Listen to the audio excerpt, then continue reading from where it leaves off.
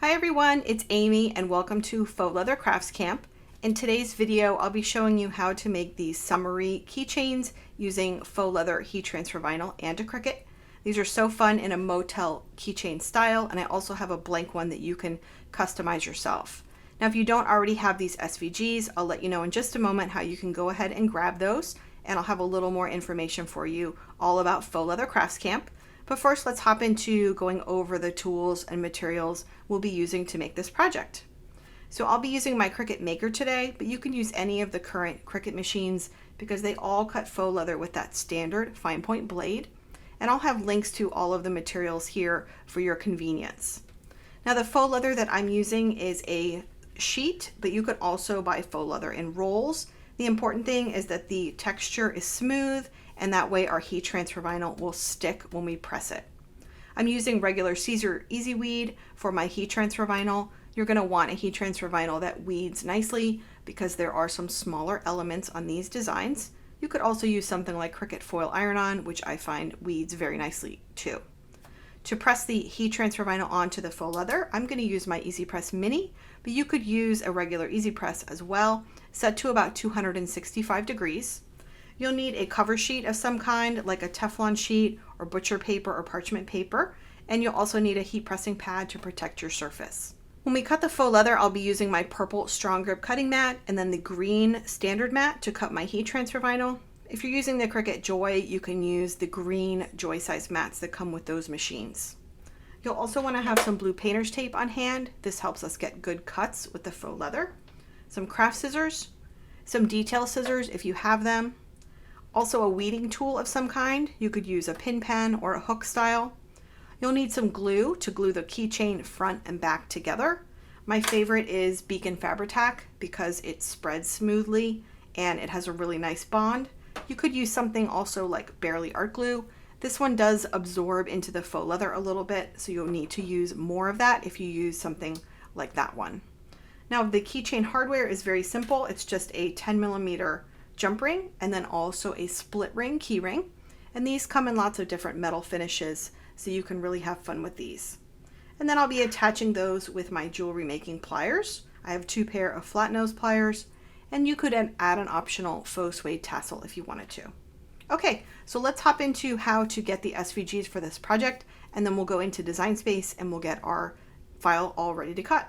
To get the SVG for this and all of the daily event projects, visit the event page at amyromeo.com/summer24 or click the link in the description. You'll also see the option to upgrade to the event VIP pass, where you'll get instant access to all of the daily event projects, bonus files, and more. So starting with a blank canvas in Cricut Design Space, you'll click on Upload and then Upload Image, and you'll browse to where the unzipped SVG files are for this project on your device. Click on it to select it and then click Open. You'll see a preview of the shapes. Click Continue and then Upload. And that's going to bring the 3 files onto your canvas. So I've created 2 designs for you, Beach Bum and Hello Summer. We'll be making Hello Summer today, but all 3 of these keychains will be made in the same way. I am giving you a blank version too, so if you wanted to create your own text or add your own shape, you're able to do that too.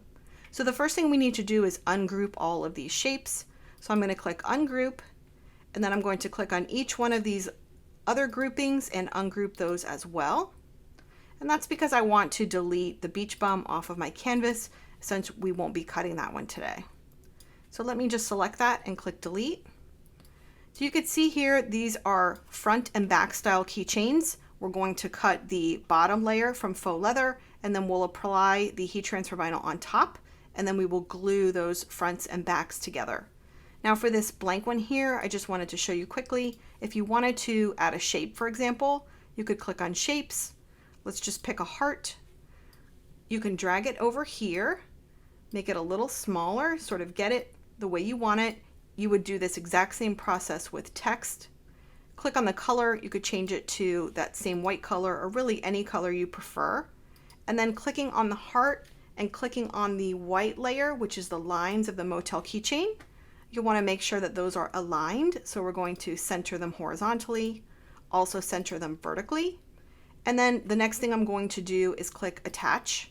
so that those will cut together. So now when you cut out this mat, then you would have your heart and your motel design all together. I hope that makes sense, and I hope you enjoy customizing this version. So for now, I'm going to delete that off of the canvas, and we're just going to cut our Hello Summer. So I'll click the Make It button. We're cutting the materials on a mat. And the first thing we need to do always when cutting faux leather is toggle the mirror button on for both of our mats, because faux leather and heat transfer vinyl cut in reverse. So what I first want to do is drag my shapes a little bit away from the edges. That's going to leave room for our blue painter's tape. And I'll do the same thing on my vinyl mat, just to give myself a little bit of breathing room when I'm weeding. So I'll click back here on my faux leather mat. I always like to cut the faux leather mat first. So click Continue. And the setting I recommend using is called Faux Leather Paper Thin. And this setting, if you don't have it bookmarked as a favorite like I do, can be found here in Browse All Materials. Now, if you're using the Explore Air 2, you'll need to turn your dial to Custom before you can search for and find this setting.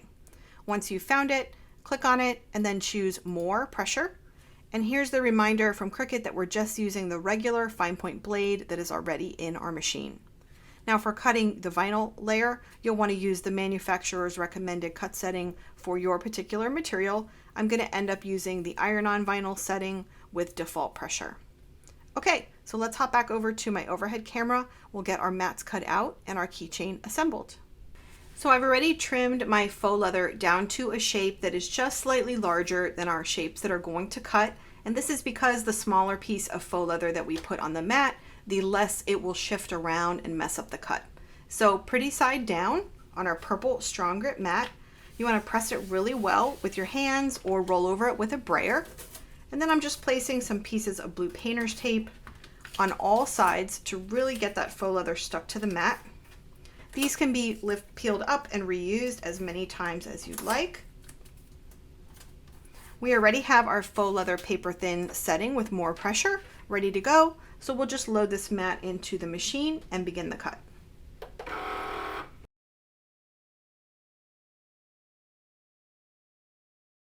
So when the shapes have cut, you'll want to use a sharp weeding tool to check the cut before you unload your mat, because you can repeat the cut as needed. This one looks pretty good, but if you needed to repeat the cut, you can do that as long as you haven't unloaded your mat. You would just press the cut button again, and that'll repeat the same cut. You can do that over and over, so just keep checking your cut. But this one looks good, so we'll go ahead and unload the mat. We'll remove our shapes. And remember, there is a little hole at the top that you'll want to pop out. If you have any little fuzzies on the edge of your faux leather, you can use those curved scissors or embroidery scissors to trim up the edges. Now we'll want to cut out our heat transfer vinyl mat. So for the heat transfer vinyl, I've just cut again a piece just slightly larger than the shapes that are going to cut. I'm going to put this down shiny side down on my green standard grip mat. And again, cut this using your manufacturer's recommended setting. I'm using the iron-on setting with default pressure.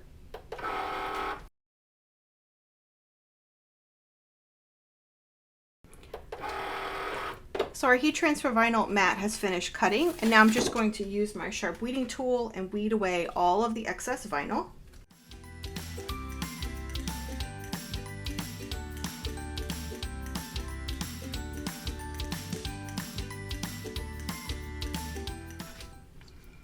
Now that I've weeded away the insides, I'm just going to weed away this outside now too.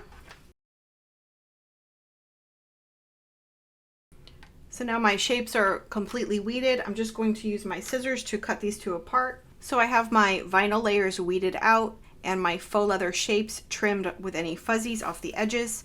I have my Easy Press Mini set to the low setting, which is just that first green line. If you're using a regular Easy Press, I would set it to about 265 degrees and increase the temperature in 5-degree increments if needed. I'm just going to place my little shape here, my faux leather shape, on my heat pressing pad, line up that vinyl shape. You should have a nice even border. around all of the edges of the faux leather. This looks good. So I'm going to cover with my little Teflon sheet and press for about 10 seconds all over. Now, if you're using this glossy glitter like I am, I like to actually let this cool first before I try and peel away the heat transfer vinyl. It's going to help it stick better. So I'm just going to place this underneath my heat pressing pad while we press the other side to let that cool. So now we'll swap this one out, put it under here. We'll take this one that has been cooling, and you want to very slowly peel away this clear carrier sheet. And you want to do it slowly because if the vinyl lifts up, you can just place that carrier sheet right back down and press some more. But this one looks good.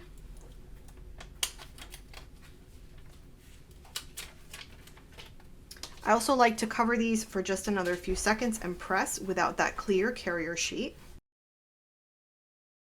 And since this is warm, again, I'm going to swap it out, put it underneath my heat pressing pad, let it cool flat. And then we'll repeat the process for this side. So now that our two shapes have cooled, it's time to glue them together, front to back. So again, I'm using that Fabri-Tac. You want any good fabric or craft glue that's going to give you a nice even coat.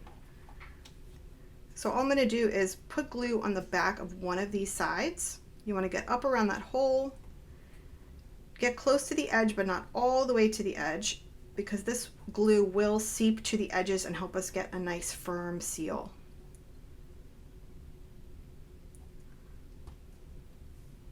There we go. And we're just going to take our top shape, place it over the glued shape, and take a moment to just use your fingers, get those edges all lined up so the front and back look the same. Now you can see here that the edges are not tightly sealed, and that's because this glue has not dried yet. And the really important step for making the edges be nice and tight is to press this under something heavy for at least an hour. So I'm just going to put this here on my work surface and put a nice heavy book. You'll want to check it in just maybe 30 minutes to make sure there isn't any glue seeping on the edges. You can wipe that up with a little wet paper towel, but let this dry for at least an hour. More hours is better. And then you can just attach your little keychain. So here's one that I already made. This is one of the bonuses in Faux Leather Crafts Camp. Again, I'll have a link to that for you. You'll just take your 10mm jump ring and your flat nose pliers, attach your jump ring, and then attach your split ring key ring and close it back up. There we go. So my keychain has been drying underneath my heavy book for a few hours now, and you can see how nice and tight the edge gets of the faux leather there. Now the edge is almost seamless. Now if you have a little spot that's open, you can always put a little more glue in there if you need to, but this looks really good. Now if you don't like this white edge, you can color the edges of your glued keychain with a color coordinated Sharpie. There's lots of different Sharpie colors to choose from, and that's just a nice way to finish off these keychains. So to add our little key ring, all we need is a large jump ring. I like the 10mm size for these. You could also go 12 if you wanted. I'm just going to put that on. This is in a cute rose gold finish, and then I have a rose gold split ring key ring. I'm just going to pop that on and then use my other pair of flat nose pliers and just close up a jump ring. Isn't that cute? Now if you wanted to add an optional faux suede tassel, you could.